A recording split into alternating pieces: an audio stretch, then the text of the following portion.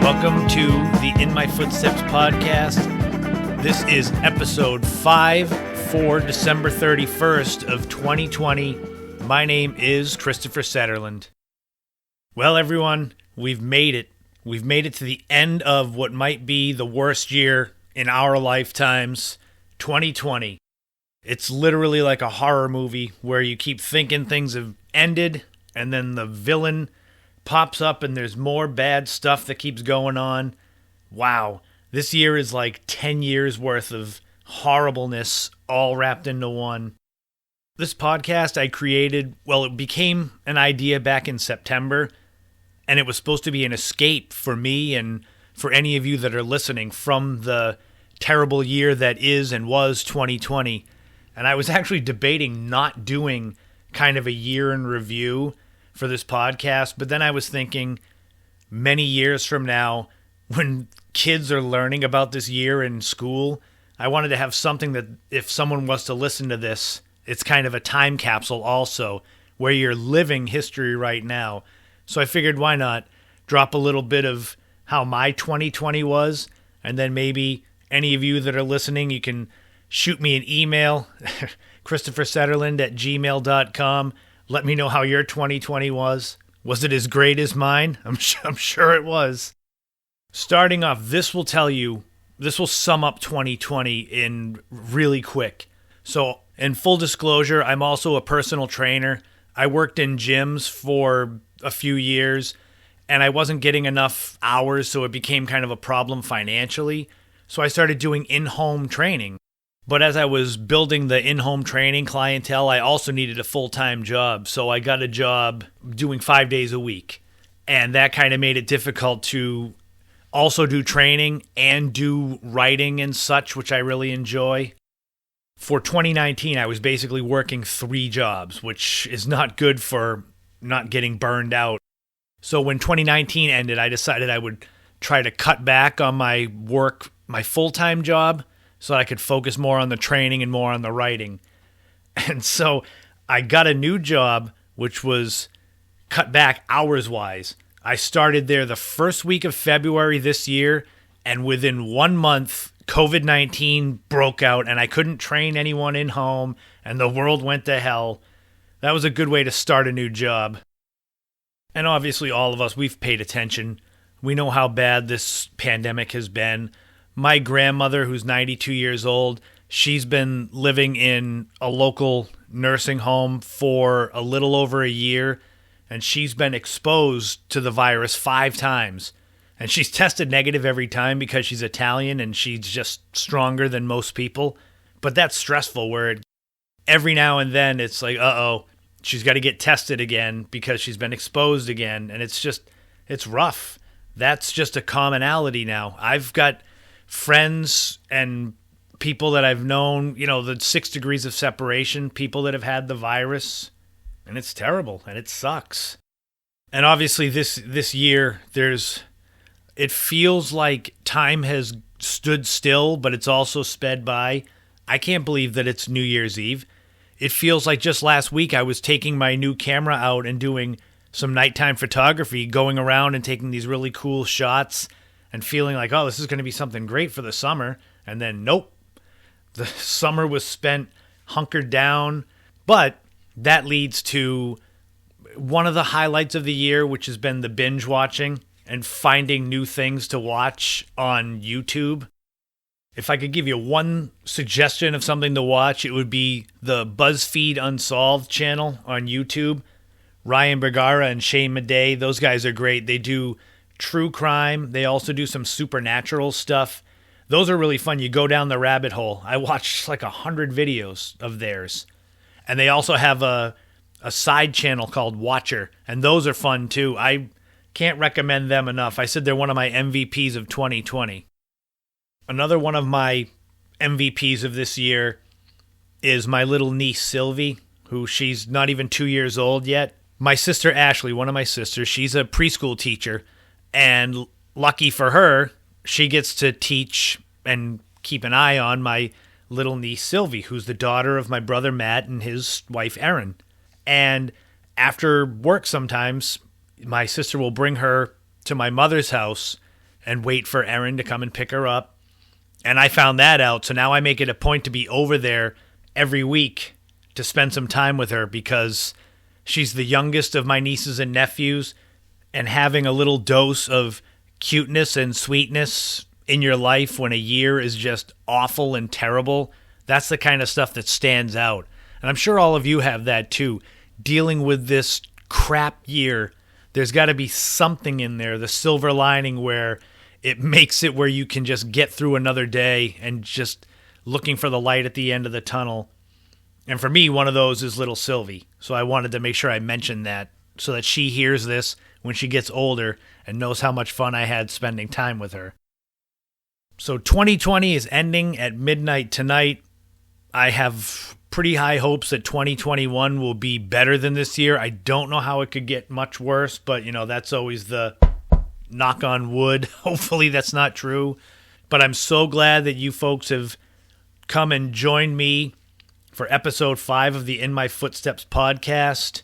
Thank you so much to everyone who has listened to and downloaded and shared the first 4 episodes. Episode 4 was my most downloaded episode in its first week, which really makes me excited that this is starting to gain traction.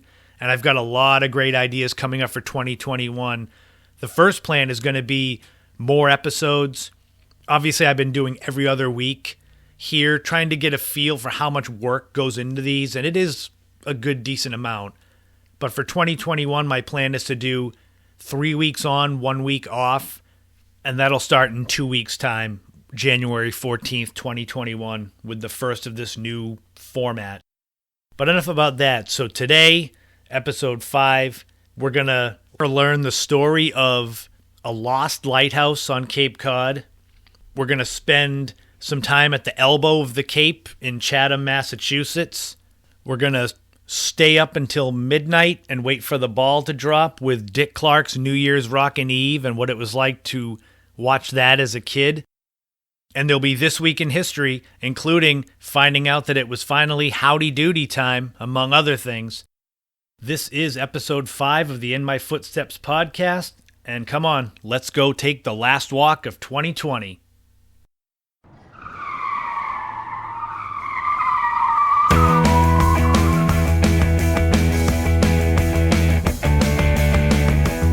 It's road trip time again. New Year's Eve, we're going to take a road trip to one of the crown jewels of my home, Cape Cod, Massachusetts. We're going to be going to the town of Chatham, the elbow of the Cape. I chose Chatham for this episode of the podcast, coinciding with New Year's Eve, because as far as celebrations on the Cape go, Chatham was always the one that has the best first night festivities. Granted, in 2020, it's not going to be the same, but I figured it's a perfect excuse to talk about one of my favorite places, not just on the Cape, but in New England in general. Chatham is a perfect mixture of history and recreation and shopping and culture and everything that you want in a place that you would visit on a vacation. For me, if I was going to be going here, I would start with Chatham Lighthouse. It is easily my most photographed spot on Earth. Now, granted, I haven't been that many places on Earth, but I have hundreds and hundreds of photographs of Chatham Lighthouse. Originally, there were 2 Chatham lighthouses. There were wooden ones, and due to erosion on the cliffs, the first 2 lighthouses collapsed and they just allowed them to fall into the water. They were replaced in the 1880s with 2 cast iron towers. That's what I mentioned earlier in the Mayo Beach piece. Cast iron towers, they were the common ones back then. And there were two of these cast iron towers surrounding a Coast Guard station. In 1923, one of these lighthouses was dismantled and shipped up to Eastham, where it now resides as Nauset Lighthouse.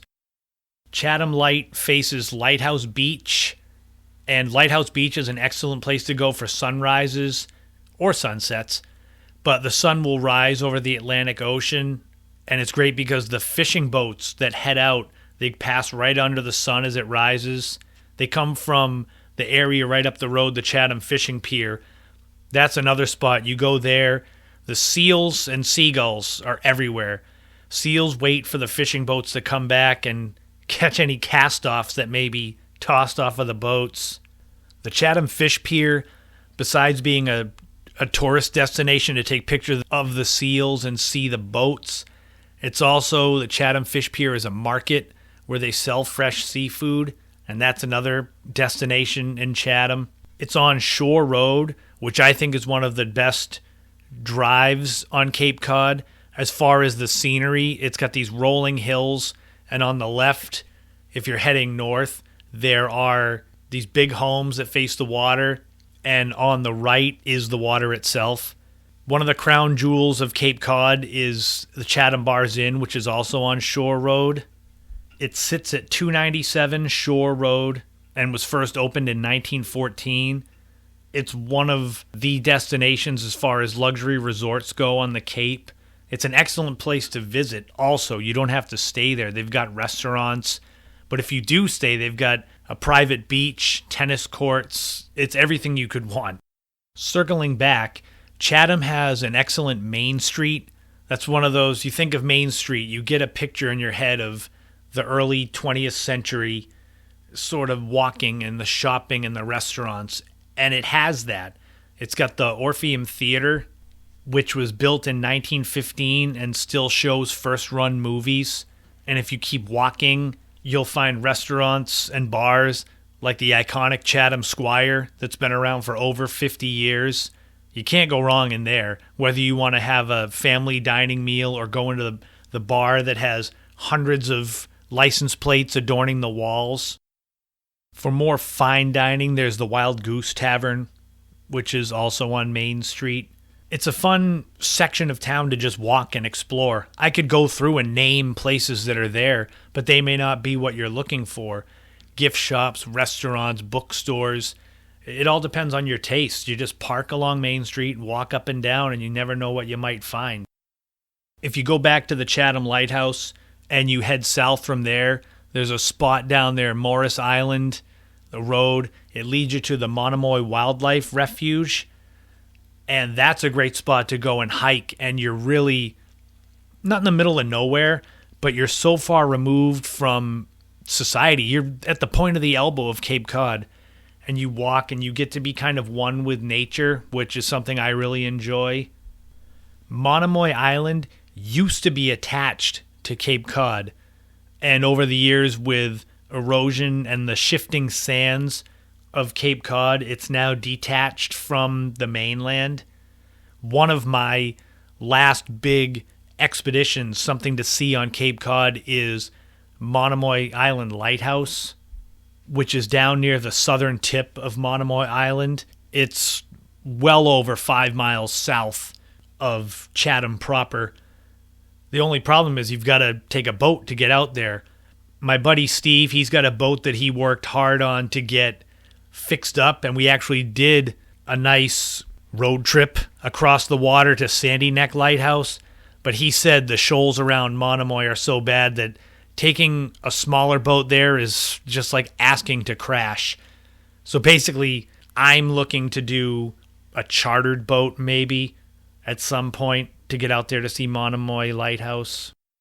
If beaches are your thing, Chatham has a lot of those also. There's Harding's Beach, which is excellent because Stage Harbor Lighthouse is about a mile walk out on the beach, and you can walk out there to Stage Harbor Light. Doesn't have a lantern, so I always call it a headless lighthouse, but that's where the entrance to Stage Harbor is, and people are always down there fishing. They walk the mile out there to fish because of the tides bringing the fish in and out. And Stage Harbor itself is interesting because in 1605 and 1606, French explorer Samuel de Champlain actually docked in Stage Harbor and stayed there for a little while, but he had some hostile encounters with the local natives and didn't stay there very long. So there's a plaque near Stage Harbor commemorating his arrival there, and that's kind of a hidden gem. You wouldn't know it if you're driving along near Stage Harbor. It's a stone next to some reeds and a little creek, but me being someone that likes to walk and explore, I found it. There are some other great beaches like Ridgevale Beach, which is a lesser known spot, but it has a couple of neat walking bridges over a creek to get to the beach. And there are so many other things to see in Chatham. There's too many to mention. There's other places to stay like the Chatham Inn. There's off the beaten path places to explore like the Godfrey Windmill. There's Kate Gould Park, which is on Main Street. But don't take my word for it. Obviously, if you've never been to Chatham, just go there and explore. Take the time you can drive around, but it's even better to walk or take a bike. You can go see hidden history. Like I mentioned, Chatham Lighthouse. There's a monument there for the Pendleton disaster, about the shipwreck that occurred in 1952. It was made into a pretty big movie called The Finest Hours, and the book was written by Casey Sherman, a local author and writer. He's actually doing some more interesting stuff coming up that I'm excited about, but obviously I wouldn't spoil that. But I'm very excited about a project he's got coming up. Hopefully at some point I'll have him on here so he can kind of just chat about his connection to Cape Cod, but that's for another day.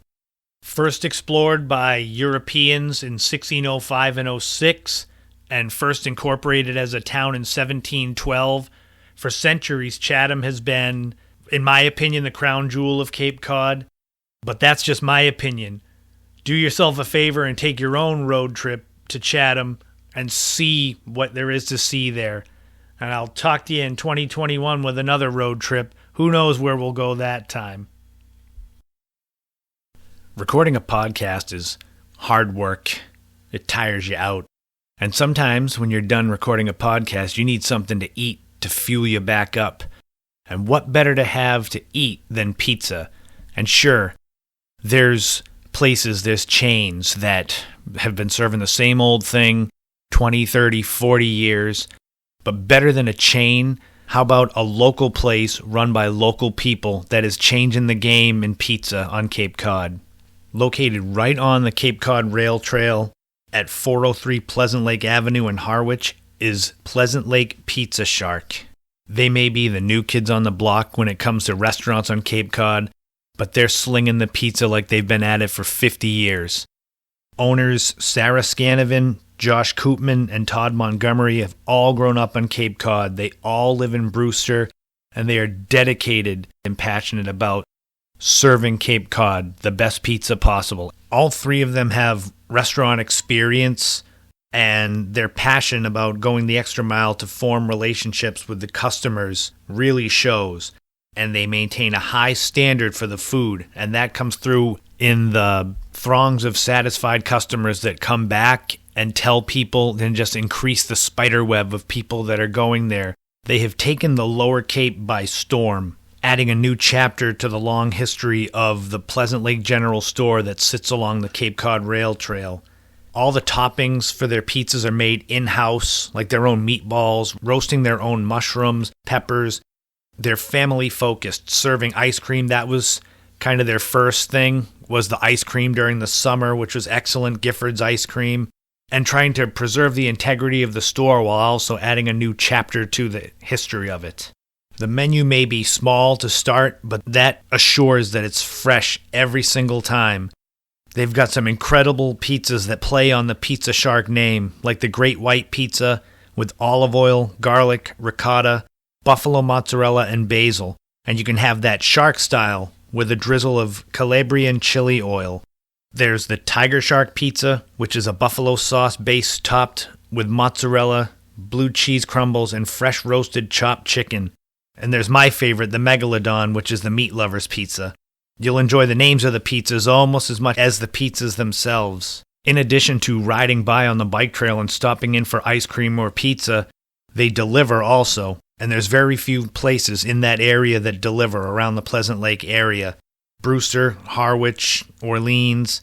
You can call, you can order online. You've got to see what it's all about. They're making waves. It's excellent. They even have penny candy. They're open daily, 10 a.m. to 9 p.m. That's even in wintertime, even now. 403 Pleasant Lake Avenue in Harwich. Give them a call, 508-432-6060. You can order via phone, via online at pleasantlakepizza.com. However you get there, just go there and try the pizza, try the chicken wings they got now, ice cream. Tell Sarah, Josh, and Todd that you heard it on the In My Footsteps podcast. Pleasant Lake Pizza Shark. Give them a shot. They're really making waves on the Cape. They're awesome. Check them out. A couple of weeks ago, I put up a poll on Twitter and Instagram, and I basically had two choices as to what people wanted to hear about as far as the next In Their Footsteps history topic. So this is the winning topic. I don't want to give away what the other one was that didn't win, because I'll probably end up doing that one anyway in the future. Let's get on this topic, though. This is a really interesting one that I wasn't aware of. I used to do articles for CapeCod.com, which is a local website. I did a lot of history pieces for that. And so in doing that, I had to come up with interesting topics that readers would want to hear about. And this one was one that I had no idea about. But enough about kind of the anticipation. Let's get into it. People misplace things all the time. You can misplace your wallet, your keys. You can misplace a photo album, clothing, something like that, where you totally forget where it was, and then days, months, years down the road, it shows back up, and you can't believe, like, oh my God, I can't believe that I didn't remember where I had put this object. So this subject today is maybe one of the largest misplaced objects that you could possibly have, and that's a lighthouse. This is a story of how a lighthouse could be misplaced for decades while actually residing alive and well somewhere far, far away. In 1838, a lighthouse station was established at Mayo Beach in Wellfleet. Mayo Beach is on the bay side of the Cape, right next to Wellfleet Harbor. It was named Mayo Beach for the Mayo family, which had helped to settle Wellfleet in the mid-17th century. The lighthouse station was designated there because people thought it would be useful in the fishing and whaling industry and helping guide vessels into the harbor. This was the second lighthouse station in Wellfleet. The first one was the one on Billingsgate Island, which I spoke about in episode 2. So if you want to go back and hear about the first lighthouse in Wellfleet, check out podcast episode 2 and Cape Cod's Atlantis.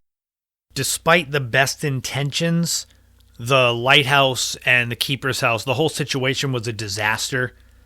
Essentially, the lighthouse was short and wooden, and the keeper's house was built below sea level. So the lighthouse and the home would constantly flood. Despite the terrible conditions, the lighthouse remained virtually unchanged for over 40 years. Eventually, though, it was rebuilt in 1881. It was a classic cast iron tower and a new house, a more adequate house to replace the one that was below sea level. Cast iron lighthouse towers are basically the norm now. The ones that aren't, that are either granite or stone, those are seen as more unique. But for the most part, cast iron towers are kind of what you see that from this era of the 1880s to the end of the 19th century. This second incarnation of Mayo Beach Light remained in service for another 4 decades, but eventually it was decommissioned in 1922. There were bids put in on the lighthouse itself, which was won by Captain Harry Capron. So he won the bidding at auction for the lighthouse, and the lighthouse was dismantled.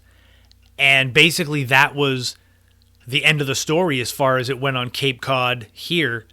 The lighthouse was dismantled and it's gone. That's it. Mayo Beach Light is no more.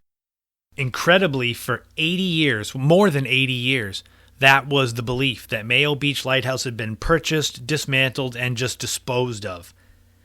That was far from the reality, though. Incredibly, in 2008, a woman named Colleen McNenny, her parents Bob and Sandra Shanklin, had photographed every lighthouse in the country. She was working on digitally archiving the photographs in the U.S. Coast Guard historian's office, and she came across a strangely captioned old photo. The photo was dated 1927, and the caption read, "This tower formerly used at Mayo Beach, 2nd District." What was the location of that lighthouse? A place called Yerba Buena, California, more commonly known as San Francisco. An unbelievable shock that Mayo Beach Lighthouse had not only been dismantled back in the 20s on Cape Cod, but it had been shipped from Wellfleet to the West Coast and reassembled, and it is still standing today. Today it's called Point Montara Lighthouse. Point Montara Lighthouse, formerly Mayo Beach Lighthouse, was erected in 1928 and replaced the skeleton tower that had been built out there on the cliffs in 1912. In a funny and roundabout way, basically Montara, which lies 20 miles south of San Francisco, so it's like a suburb. When I say San Francisco, it's like suburbs of Boston around here, so it's not really San Francisco. But anyway, the town of Montara and Wellfleet, they're like parents that got divorced and they have custody of a child, except this child is a lighthouse. There's a keeper's house next to Point Montara Lighthouse. It's a 50-bed youth hostel and is visited by thousands of people yearly. If you didn't know the story, you'd look at that lighthouse and it's no different than any of the other hundreds and hundreds of lighthouses in America and the thousands in the world. Back on Cape Cod, though, in Wellfleet, the keeper's house that was rebuilt in 1881, that still stands. You can actually go, there's postcards of Mayo Beach Lighthouse from back then. You can go get a similar photo from the similar vantage point, and it all looks the same except the tower isn't there anymore. And sadly, Mayo Beach Light and Billingsgate Island Light are both gone, and there's really nothing left of them. You couple that with the famed Chatham Inn, which stood about a half mile from Mayo Beach Lighthouse, and there are these 3 giant pieces of Wellfleet history that are all lost, and they all have interesting stories. Billingsgate Island, Mayo Beach Lighthouse, Chatham Inn. It's incredible what used to be on Cape Cod, and that's why I find history so interesting, is there are these things, you walk these places. Mayo Beach still exists. If you didn't know the story, you wouldn't know there was a lighthouse there ever. It's just a nice beach. It faces Great Island and Jeremy Point out in Wellfleet. Cape Cod and places in New England, a lot of them have sister cities across the pond in the United Kingdom. Barnstable, Falmouth, Yarmouth, they're all named after places in England. And I find it interesting that this little town of Montara is actually, in a roundabout way, a sister city of Wellfleet, because they share Mayo Beach Light, Point Montara Light. They're the same thing, just on opposite coasts of America. If you want to learn a little more about Point Montara Light, you can get some info from lighthousefriends.com. That's a pretty good site. hiusa.org. That's more of a hostel site, so you can see the youth hostel, and it's got some photos of the lighthouse. If you go, there's a site called Digital Commonwealth, and that's run by the state of Massachusetts, Boston Public Library. They have incredible old photos. That has photos of Mayo Beach Lighthouse from when it was in Wellfleet also. And Digital Commonwealth is a site that you can just go and, as I call it, well, everyone calls it, go down the rabbit hole. You start looking for one thing, it brings up suggestions, and before you know it, you've spent a couple hours looking at old photos from Massachusetts from the last couple of 100 years. But that's the story of Mayo Beach Lighthouse, the lighthouse that was lost, technically, for 80 years, although it existed 3,000 miles away near San Francisco, California. Join me again in 2021. I'll have plenty more of these New England history stories for your listening pleasure. That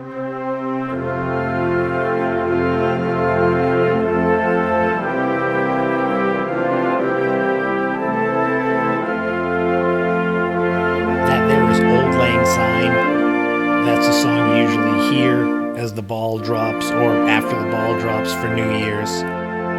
It's a public domain song now, but the words to it were a Scottish language poem written by Robert Burns in 1788. It doesn't always have to be New Year's Eve, but that's usually where you hear it. The title, Old Lang Syne, essentially loosely translated means for the sake of old times, and it kind of rings in the new year. That's one of those things that is most synonymous with New Year's, especially as a kid growing up. The other thing that was synonymous with it was Dick Clark's New Year's Rockin' Eve, as on December 31st you would, as a kid, be allowed to stay up that late. And naturally, as a kid, if you wanted to stay up that late, you needed to take advantage of it because it wasn't going to happen that often where, my parents wouldn't let me stay up till after midnight when I was 8, 9, 10 years old. So I got to enjoy Dick Clark's New Year's Rockin' Eve. So for those who don't know who Dick Clark was, he basically rose to fame in the 1950s. He was a host of a music program called American Bandstand, which debuted in 1952, and he actually hosted it from 1956 until it went off the air in 1989. Dick Clark, even when I was growing up in the 1980s, always had a very youthful look. He was kind of referred to as the world's oldest teenager.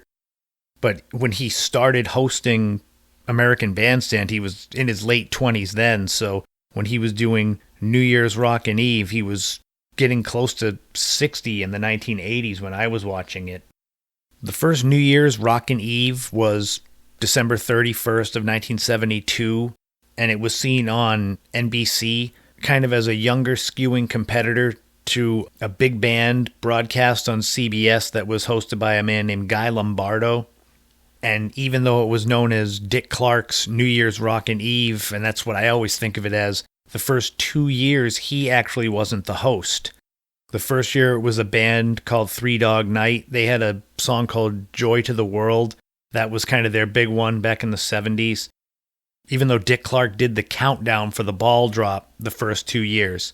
The second year was George Carlin that hosted it, and I couldn't imagine, if you know George Carlin, one of the greatest stand-up comedians ever, I couldn't imagine him as the host, maybe trying to watch his language as the ball dropped.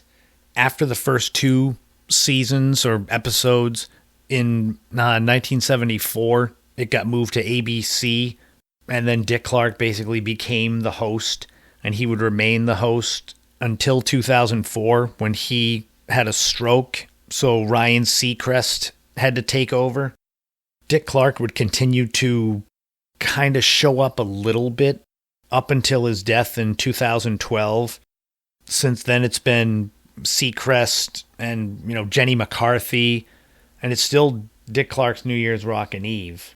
It became the standard for the New Year's Eve festivities once Guy Lombardo, the one I mentioned before, once he passed away in 1977. He had been doing New Year's Eve broadcasts for 48 years, starting on the radio in 1928. So he was basically the man when it came to New Year's Eve festivities. But once he died, Dick Clark took the mantle and he became that person. These shows that Dick Clark put together were the youthful alternative, and they had all the big name bands and artists all through the years, and it continues to be that way. They would all perform and kind of get you hyped up to keep you awake until 11:59 when they would start the countdown with the ball drop in Times Square. It's like if you think of New Year's Eve, you think of the song, Old Lang Syne. You think of, I think of Dick Clark's New Year's Rockin' Eve, and I think of the ball drop. And then I think of all the celebration in Times Square with the confetti and people dancing and drinking. And then for me, within a few minutes, I was ready to pass out. The irony is now that I'm an adult, I rarely stay up until after midnight on New Year's Eve. I'm usually just like, yeah, I've seen enough New Year's now. I'd rather sleep than stay up. But when I was a kid, I would camp in front of that TV. Usually we still had the Christmas tree up too, so it would be bathed in the Christmas light. And you just watch bands perform. You might have hot chocolate. You might have some kind of a snack, maybe Gino's pizza rolls or bagel bites or something from the day like that, a bag of Doritos for me. And it was just a fun time. It was the anticipation for wiping the slate clean for a new year. And it's like a new chapter in a book. And every year kind of went off without a hitch. The only year that was worrisome was 1999 when it went into Y2K. And you're watching the countdown waiting for something horrible to happen. I guess it just became kind of the background noise of the night. When I think back on New Year's Eve experiences as a kid growing up, there was never a special moment. It was just the whole night was just unique, and it was a chance to stay up late. That was another thing. And as I got older, I went out a couple times for New Year's Eves, at the local bar. Oliver's is a local bar that's down in Yarmouthport. That was usually the hangout. Go there and you'd have the champagne and the noisemakers. Other than that, it's just another night, seemingly now. Wake up the next morning and start your plans for the year. Or for some, it's just another day. Does anyone else feel like that? Kind of like it, not that New Year's loses its wonder, but you get older, there's everything you've seen, you just kind of want to get going. Especially for 2021 this year. It's like you want to just get going and make it better than 2020 has been, which that's a pretty low bar. And that's some reflections for me on New Year's Eve. It was Dick Clark's New Year's Rockin' Eve. Did anyone else watch any other shows out there? Or do you have different memories of New Year's Eve, some special festivities that maybe your family did that kind of made it stand out more? For me, it was just me and the siblings just staying up and watching, or just trying not to fight sometimes. But it was always fun. Send me an email if you have any other New Year's Eve traditions that you had or that you do have. I'm always into hearing about other people, especially those that grew up in my generation. But have a happy and safe New Year's, whatever you're doing out there tonight.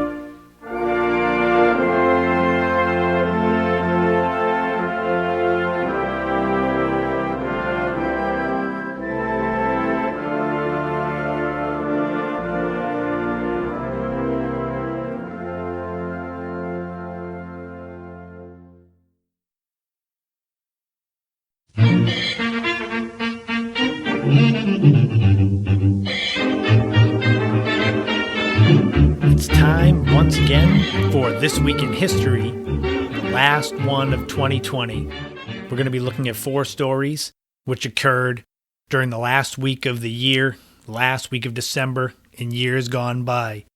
So let's just jump right into it. This Week in History, December 28th, 1837, 183 years ago, the original Three Sisters lighthouses were approved to be built in Eastham. So the 3 lighthouses were built as a way to differentiate Eastham from the single lighthouse that was Highland Lighthouse to the north in Truro, and the twin lighthouses that were to the south in Chatham. The idea of the 3 lights was actually that of Captain Mad Jack Percival. So they were 15-foot tall brick structures placed 150 feet apart on the shore or on the cliffs of Eastham. These lighthouses only took 38 days in total to complete, with legend having it that the construction and layout was rushed and careless. These beacons were seen as being too much at the site, even referred to as shiftless and costly by legendary author Henry David Thoreau. They got the nickname the Three Sisters because legend had it that vessels passing by remarked that they resembled 3 ladies in white dresses wearing black hats up on the beach. Erosion has been a bad thing on Cape Cod and all around the world, and so the erosion eventually got the best of the original 3 Sisters, and those were allowed to just fall into the sea, and they were replaced in 1892 by 3 new lighthouses standing 22 feet tall also still 150 feet apart, and these were wooden ones with brick foundations. But even though they built these lighthouses back from the shore just kept creeping in. And it was decided in 1911 that the Three Sisters would be decommissioned. The shoreline was only 8 yards away from the northmost tower. So only the center tower remained, and it was a solo beacon. The 2 other sisters were sold off, and they actually eventually became part of a cottage. And eventually in 1923, the remaining lighthouse was removed and replaced by one of the twin lights from Chatham and became the Nauset light that's still there today. That's a Cliff's Notes version of that story. That's going to be something I will revisit in a future podcast because the story of the Three Sisters is just fascinating. This week in history, 47 years ago, on December 28th, 1973, President Richard Nixon signed the Endangered Species Act, which provided extra protection to species around the world that were deemed threatened with extinction. As of 2020, there are 41,415 species on the Red List of Threatened Species from the International Union for the Conservation of Nature, and of those, 16,306 of them are endangered species threatened with extinction. And according to the International Union for Conservation of Nature, in the past decade, 467 species have been declared extinct, though in all fairness they may have gone extinct in the decades prior. In the last 40 years, some of the species that have gone extinct include the Yangtze River dolphin, northern white rhino, and the golden toad. According to the World Wildlife Fund, the Earth has lost half of its wildlife in the past 40 years. And with climate change and the way just the world is, there are so many species that are right on the brink. So even though this Endangered Species Act was signed 47 years ago this week, there's still so much that has to be done to protect wildlife. I mean, you look at just things like tigers and rhinos and those types of animals that are on the brink, not of going extinct, but they're really close. And you always go back to the 1660s and the dodo bird that is now kind of the poster child of extinct species. And you wonder which of these ones that we see every day is going to be the next one to follow in its footsteps. There's a lot of work to be done when that comes, but at least this Endangered Species Act brought some eyeballs to the problem. And who knows, hopefully something will change in the near future. This week in history, 141 years ago, December 31st, 1879, Thomas Edison gives his first demonstration of the incandescent light bulb. This occurred when the inventor lit up a street in the town of Menlo Park, New Jersey. That was also the place where he had his lab. This bulb was first created by Edison in January of 1879, and it worked by passing electricity through a thin platinum filament inside a glass vacuum bulb, and that was what delayed the filament from melting. Even then, the light bulb only burned for a few hours. In leading up to creating this incandescent bulb, Edison tested carbonized filaments of basically every kind of wood imaginable, including baywood, boxwood, hickory, cedar, flax, and even bamboo. Eventually he found cotton, if he turned it into a filament, would burn for up to 15 hours, and so that kind of got the ball rolling. The next year in 1880, his Edison lamp was patented, and some of the antiques from back in the day then still work, so obviously his quality of his craftsmanship was pretty good if these lamps still work 140 years after they were first invented. But soon electric lights were everywhere, and Edison's name was everywhere, and it was just one of his hundreds and hundreds of inventions. But this week, 141 years ago, he first demonstrated the incandescent light bulb. And finally, this week in history, 73 years ago, December 27th, 1947. Say, kids, what time is it? It's howdy doody time. It's howdy doody time. Bob Smith and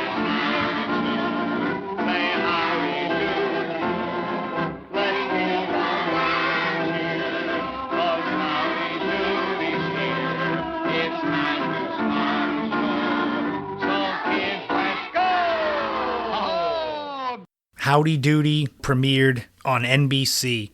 It was the first major children's television show.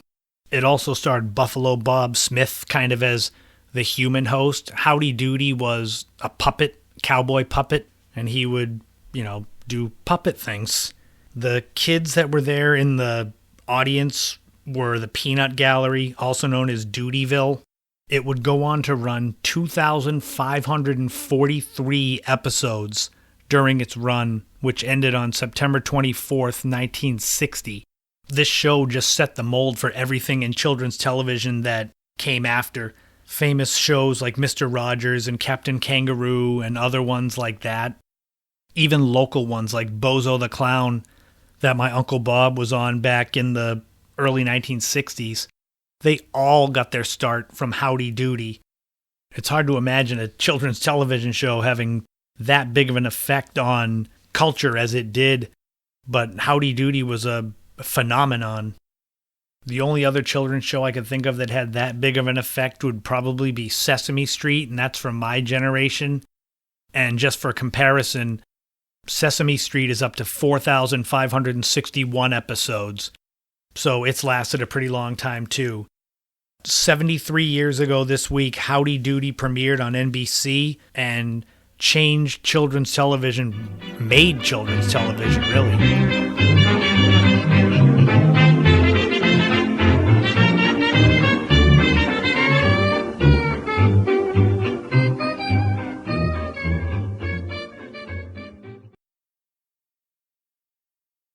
That's going to do it for episode 5 of the In My Footsteps podcast, the last one of 2020.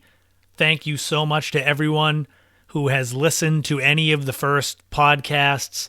I really appreciate it, and hopefully each one will get better as time goes on. That's my goal, is to make each one appointment listening. As always, you can follow me on Instagram. I have 2 accounts, a personal one, Christopher Setterlin, that is my regular photography, and then the In My Footsteps podcast one, which is mainly photos, ads, things like that for the podcast to kind of get you amped to go check it out. Check me out on Twitter at Chris Setterlin. That's my handle. You can also find me on Facebook. I have an author page, Christopher Setterlin In My Footsteps. They're all easy to find. They have the same logo as the podcast does on all the platforms where you find it. The great logo that was created by Amy Keller Jump. For more content, the In My Footsteps content, you can check out the blog, In My Footsteps blog at blogger.com. I believe the last post that I put up there was In Their Footsteps, the story of Edward Rowe Snow, who was the flying Santa. There's a lot. I have hundreds of blog posts up there having to do with New England travel and history. Go and become a subscriber on YouTube. I've got a lot of videos up there too. A lot of 4K New England videos. And what I've been doing now is some of these segments from the podcast become kind of visual clips. I use a lot of cool photos and animations and stuff. That will continue in the future, but as we go into 2021, my goal is to do more podcasts, so we're looking at probably 3 weeks on and 1 week off. Needless to say, that's going to give me a little bit less time to do the In My Footsteps blogs and the 4K travel videos, but you can go and check out the old ones too. If you feel like supporting the podcast, if you're listening through Buzzsprout, you can click on the donate link. That's always appreciated too. But if you're not, if you're on any of the other platforms, iTunes, Pandora, Spotify, share it. Share the podcast wherever you can. Eyes on it is always good. That's more valuable than donations, is more people listening. And that's what I'm hoping, is to pump out the content in 2021 and kind of hit my stride. Once again, special thanks to the sponsor of this week's episode, Pleasant Lake Pizza Shark. Check them out at 403 Pleasant Lake Avenue in Harwich, right on the bike trail. They're also on Facebook and PleasantLakePizzaShark.com. Tune in for the first episode of 2021. We're going to discuss a UFO abduction, look back 30 years at the music of 1991, Check out This Week in History, including the Great Boston Molasses Flood, and we'll be debuting a new segment, an interview segment, a special for the new year. Will be Fitness in the New Year with a great trainer, Kaylin Orr, Coach KO. We're going to pick her brain about how to get fit for the new year, get that resolution started, and keep it. So that's going to be a lot of fun. She's a great person, so I can't wait for you all to get to hear her. As for tonight, New Year's Eve, whatever you're doing, make sure you're responsible, stay safe, and I'll see you all in 2021. And remember, don't follow in anyone's footsteps. Create your own path and enjoy every moment you can on this journey we call life. Take care, and I'll take a walk with you guys again soon.